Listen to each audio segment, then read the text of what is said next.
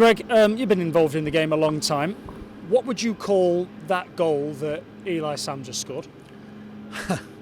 There's no words, is there, really? Do you know what? I've actually seen it done before. Vincent Perricard did it for me when I was at Carlisle. He did exactly the same thing. I don't know how he did it, and I certainly don't know how Eli's done it. It was, it sort of was an absolute moment of that fans would love to see, weren't it? And it's going to get replayed so many times. But we're still asking, did he mean it or was it a fluke? But he's actually meant it. He's actually meant it. So you've got to give the big man credit.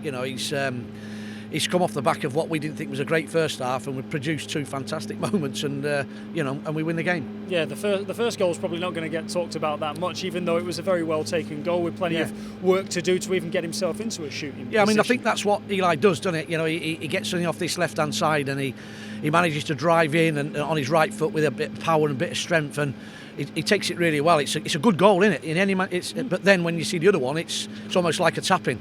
The other one's it's off the scale really, but brilliant for him because he needed that, and the team needed that, and you've got something fantastic to talk about, and we go away very happy. Yeah, certainly. What are the players like in the changing room at the minute talking to Eli about? No, they're not talking. They're just eating their wraps. they're starving, so they're giving him a bit of stick. You know what I mean? He's saying he meant it. He's learnt it. He's practiced it. He does it every week in training. They're saying you don't. So the banter will go on. It'll probably go on right through the week, and it's something for us to talk about and hang on to. It keeps the spirits high in the dressing room and on the training field. So it's a good one for us. Absolutely. It's not the first time this season where people have wondered whether he meant it or not. Yeah. What happened in the first half then, and what was said at half time to see that sort of response? Yeah, I mean, listen, the gaffer was strong with them at half time. We changed the system. We changed the way we were. Listen, it doesn't really matter what system you play. I think first half we kept giving the ball away. We didn't win tackles, didn't win headers. We transferred a possession so many times too cheaply, and we couldn't get anything going. There was. Listen, we could say there's some players there with lacked a little bit of game time, a bit of experience, but we want them to. We really want them to be better than that, and we have to be better than that as a group. We just need to be better, and we like I said, the gaffer changed things at half time, had a bit of a pop. He started off very calm, and he doesn't really get excited too often or lose his head too often, but there was steam coming out of his ears, and I think he was entitled to say the things he did, and listen, the lads are great. They respond really well. They're dead honest, and I thought second half we came out, we were different shape, different system, different energy, and a lot more quality, and I think we ended up deserving to win the game quite comfortably. You got a feel for Tyler Golden a little bit. When he was on, he showed a few nice touches, and then he goes off injured after 40 minutes, having conceded an own goal that he really couldn't do a great deal about. Yeah, I mean, listen, we think he should get out a little bit quicker from his corner position, but I think he's struggling with his ankle to move properly. That doesn't account for him not getting out to the position right, but his game slowed down a bit after a really bright start till he got his ankle injury. But the downside for me is, with all the games coming up, is the injury blow to him and to big, Ben in the warm-up. That's a massive blow, and it starts us off really on the back foot. And maybe the first half we're a little bit flat because we know how important everybody is to the squad. What happened to Ben? He just tweaked his calf in the warm-up when, and he's had problems with it before, so we're not sure, how bad it is. Hopefully it's not that bad. And he straight away said, I've got to be careful. And I said, how careful? He went, well, it's sore. I went, well, you can't start, because that's only going to get worse. So hopefully by doing what he's done, he's back in with us soon, because listen, we need the experienced bodies, and he was getting his minutes today, which he needs, and which we wanted him to get.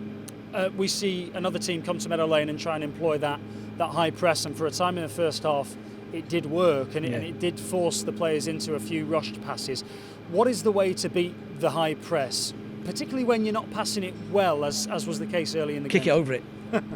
It's not that difficult. There's going to be times in the game where we've got to get maybe midfield players higher, maybe go over it a little bit more direct at times to force them back, maybe get some channel balls, maybe turn defences round at times, and find a different way. But listen, I don't want to give too much away because the last three teams have done it, and they've caused us a few problems. But we've just got to be careful that we don't be stupid and play right into it, and give teams that that energy where they know they can get the ball. Because if they're winning it back and we're trying to play up from the back, they're winning it up in a dangerous part of the pitch, and from that we could actually be we could concede. So we've got to work it out, and that's something for the manager to talk with. And we've got one or two ideas because it's becoming a bit of a pattern, isn't it, over the last few weeks, and it's something we have to deal with. Simple as that.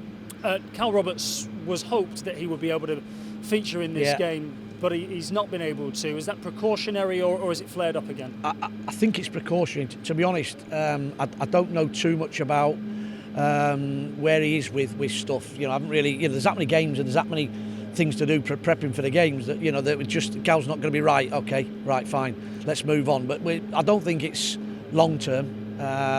But I don't think he's going to be available. Maybe for the early part of next week. But listen, we want him back on the training ground as quick as we can. But the thing with Cal is he's that important to us that we put him in and he breaks down. That's the one thing we can't have happen. So hopefully it's only a precaution. He's back soon. What about Jake Reeves? I think Reeves will be fine. I think he's done some work today. Again, precaution with him. I think if it had been the last game of the season against Stockport, and we'd have needed something out of it, he would have played. So that's good news for everybody. You can see you miss his energy and his quality. You gave Tyrese Palmer a first senior start today. How do you think he got on? Last time we spoke, I think, was after the Havant game. Yeah, listen, he didn't last long enough for us to make an impression. Today he's had a bit longer.